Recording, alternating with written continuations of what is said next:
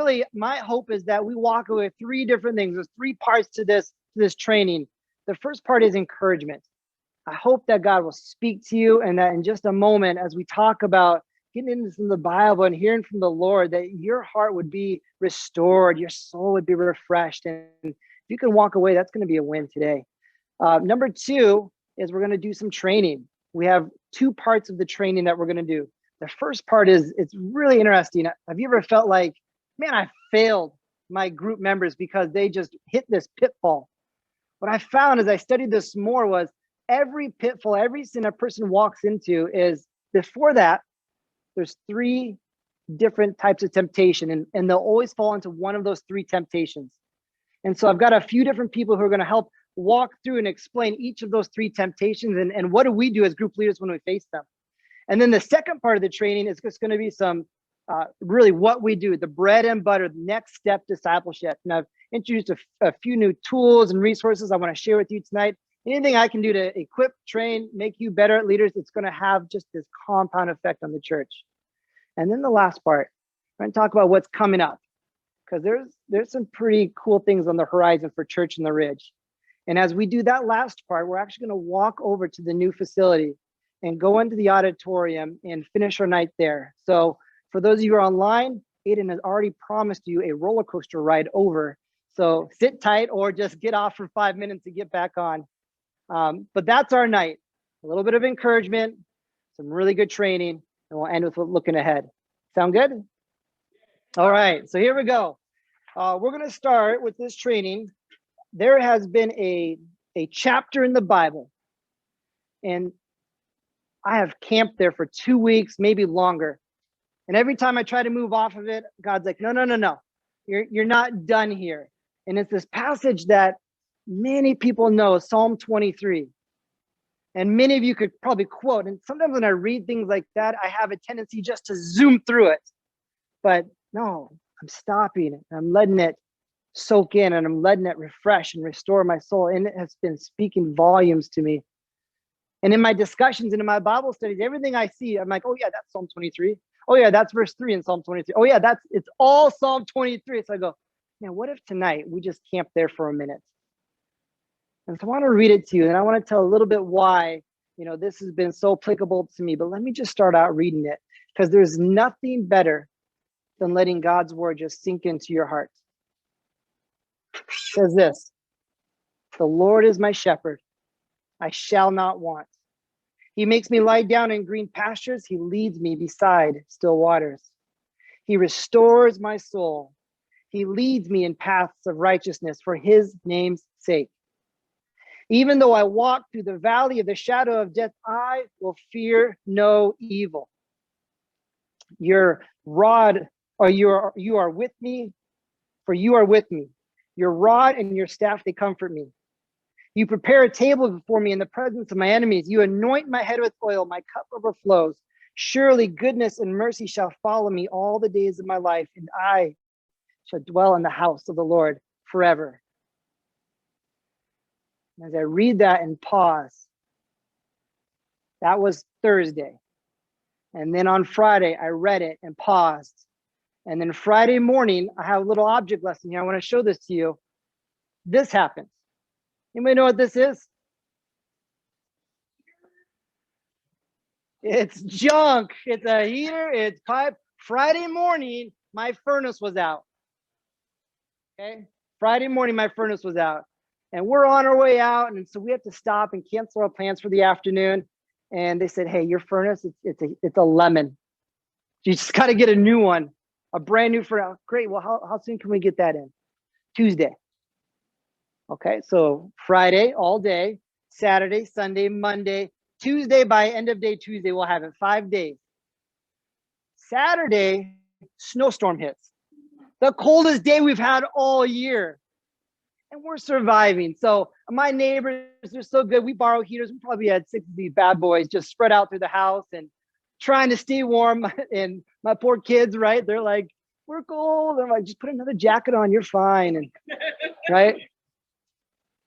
So Sunday, Valentine's Day, we go out and I take my wife out to dinner like I should, right? And We go to Little Italy, no, Maggiano's in Bellevue, and I'm not supposed to have gluten. It kind of wrecks me, but when you're at Maggiano's, you sometimes you just can't resist. And so I went for it. So I wasn't feeling great on the ride home. And then it was late, and then our kids were still awake. Awesome. It's like 9:30. They go to bed at 7. And I hear this shh. I said, what is it? It's the fan. I unplugged the fan. Shh. I couldn't figure it out. Oh, this bad boy right here. Took me about 30 minutes. And I don't know if you can see it, but right here, it was my pipe. It had burst, probably because there's no heat in the house. Psalm 23. The Lord is my shepherd. I shall not want. And there's snow outside, and my pipe is bursting, and my kids are running downstairs. And I'm like, I thought I put you guys asleep. Like, aren't you supposed to be in bed by now? And they're like, Dad, what's going on? I'm like, just get back in bed, right? I'm in the crawl space, and sure enough, I see it like spraying out. The next day, snow is out there. I see this guy in my yard. You know what this is? My shingle. This is a strip from my house that I can look from my daughter's window and go, oh yeah, that's where that goes.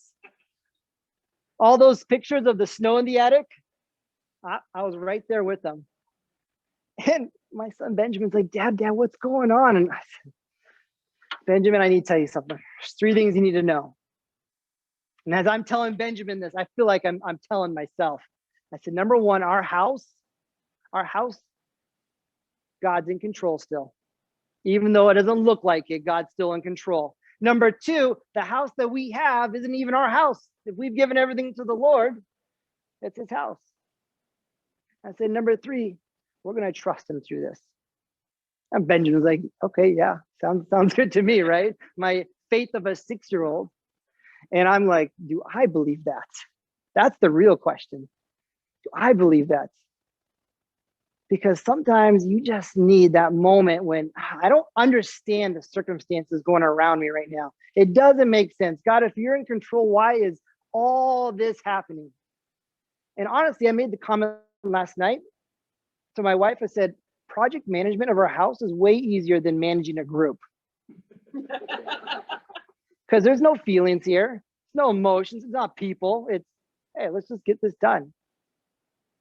Last night, I'm in my group preparing for tonight, right? Going over my notes, but what am I going to share with my group leaders? How can I lead my leaders?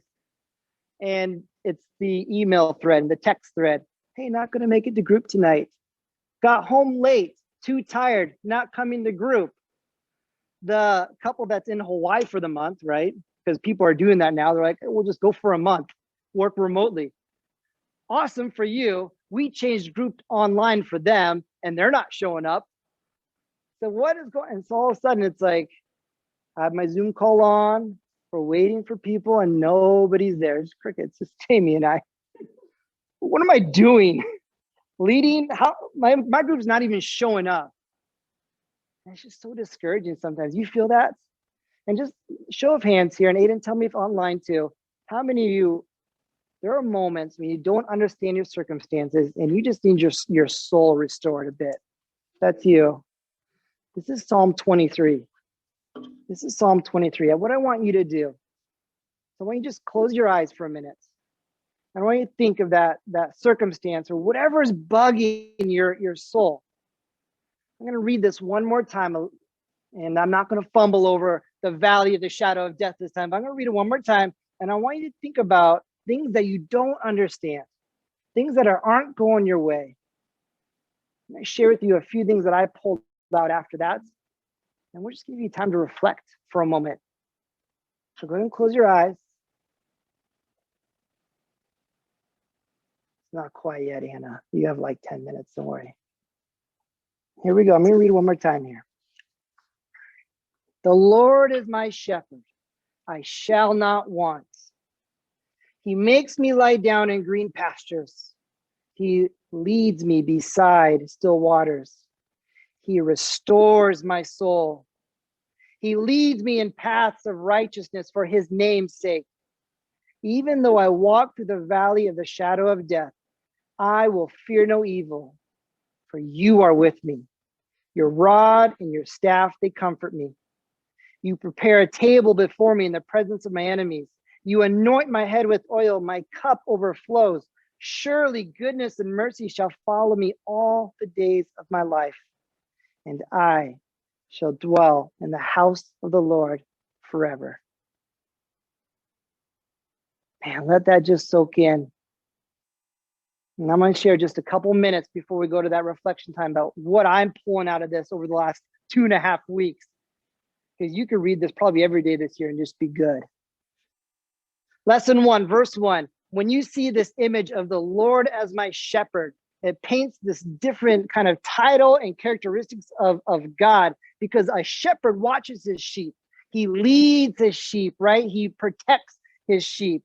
And in John 10:3, that says the sheep hear his voice and he calls them by name. And today, no matter what we're going through, Jesus is the good shepherd. And he's calling us by name. It's not this general, all you believers. No, I know you by name. And as he calls out to us, he's protecting us, he's guiding us. His voice. There are other voices we can listen to. And often my voice can be loud. Well, this is what I want. This is how I want to fix this problem. This is what I think my group members should do. Right? And the voice of the world, the culture speaking into our lives. So this is what you should, even well-intentioned people speaking into your life. But if it's not the voice of the good shepherd, we're going to miss the second part of that verse, which is I shall not want. And it's this verse that sets up the rest of the chapter. Because in verse 2, it says, still waters, he makes me, not he allows me to, he makes me lie down in green pastures for our souls to be refreshed. I have this picture in the culture at the time, these shepherds, they would take their sheep for about 3 or 4 hours out into these lush pastures, and they would just let them graze. They would just let them drink water, relax, not journey, just be. And man, that's what Jesus does with us. Not every now and then, but he brings us daily to these places where we can lie down, where we can be restored, where that craziness of your heart or your soul, right? And it just feels like it's never tamed. It's like, just relax. Let me restore you. And if you feel like, man, let me just ask this question. When was the last time, and don't answer out loud, but when was the last time you felt like your soul was restored? And if that has been a while, when was the last time you spent some time with Jesus, an extended amount of time? Because his promise is here. I will make you lie down and I will restore your soul. We get into verse 3, the path. He says, I will put you on the path of righteousness for his name's sake. It's such an easy path to stumble off of. As soon as I think I know what I'm doing, I'm living on my own strength, I stumble off that path. I go, what happened? What happened? How do we get on that path? It's not like white knuckling it and going, I'm just going to be disciplined. I will stay on this path. It happens from the inside out. God puts a new spirit within us. And I know you guys know this, but sometimes it's just good to hear again. How did that new spirit get put in us? Well, it happened on the cross. Right? When Jesus, he paid for that new spirit within us. He paid for it with his life. He says, I'm going to put this new spirit in you. Then you can walk that path. Not because of your own strength, not because of how much you did, but for whose name's sake? His name's sake. I think that's key. If we miss that, it doesn't matter how many good books, how many good principles, how many good people you have speaking into your life. If you're doing it in anyone else's power, if you're following any other voice than the good shepherds, we're going to be off that path of righteousness.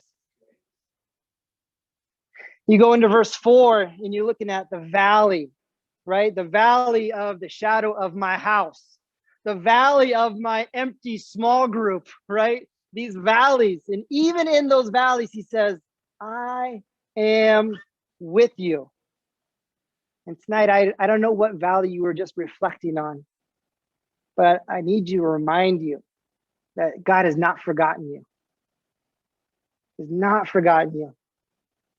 His rod and his staff, right? His rod to fight and protect you, and his staff to guide and lead you.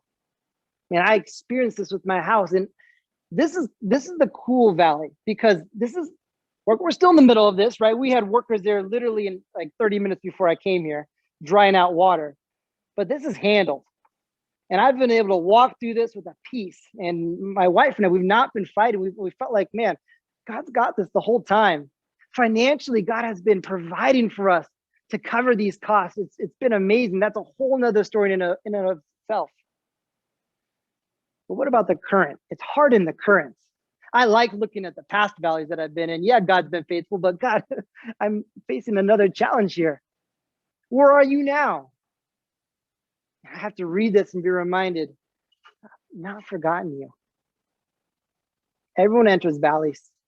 So you're either in one right now, run to Jesus, or you're going to be in one, so tuck this little lesson away for later. Because you come out of the valley, and we get to verse 5. And I love this beautiful picture of the table. I think of the Super Bowl for my family. Like, there's Thanksgiving, and then there's the Super Bowl, right? The food and the drink that comes out for the Super Bowl in my family is like twice as good as Thanksgiving. And so I go for the game and the family, yes, but it takes second place to the amount of food we get. And so when God says, I am providing a table for you in the presence of your enemies, he's like, this is the grandeur of God. He's like, come on out of the valley. I've got a party for you. I've got some good food for you to eat. And when he says, I anoint you with oil, it says, you're the VIP. This party's for you. The prodigal son returns, right? And his dad doesn't wait for him. He runs out and embraces him. And he says, give him the ring, give him the best coat, give him the fat calf. Let there be singing, let there be dancing. And the older son's coming in, and he hears the music from out in the field. He hears the dancing. They're dancing so much. Like, God has a party for us. He's created a table for us. And I love the image of your cup, because if it's overflowing, that means I want you to stay. If your host lets your cup run out, take the hint. It's time to go, right? I'm not filling up your cup. God says, no. Your cup's going to be overflowing. Just stay. Hang out with me. Be present with me. And then we get to this last verse, verse 6, where we dwell. And I love the first part. It says, goodness and mercy are following us. Another translation says, goodness and love. And so you wake up in the morning, and guess what? There's goodness and there's love ready to chase you. How about that imagery? You ever play tag, right? And you're like, oh, you can't get me, right? And you're dodging. It's like, here comes God's goodness. Oh, wait, I want that one to catch me, right? Here comes God's love. That's a good one. I want to take that one. Like, they're pursuing us. They're chasing us. God's goodness and his mercy. And again, back to verse 3, not because of anything we did, because of whose name's sake? His name's sake. And when that happens, then surely we will dwell in the house of the Lord forever. So Anna, come on up. She's just going to strum for like a couple minutes here. Let that sink in. You've got Psalm 23 in front of you. Let God speak to you in just a moment here and refresh you. Let whatever that valley is, whether it's your house, whether it's a relationship, whether it's a family member, I don't know what it is. Spend a couple minutes with God, connecting with him. And then I think we'll be ready for some training. But first, God, I want to pray on behalf of our leaders tonight. They pour out so much to other people. Lord, tonight, I pray that their hearts would be open to receive from you, that you would pour bountiful amounts into their heart and restore souls tonight. Lord, this is your time. Move in here.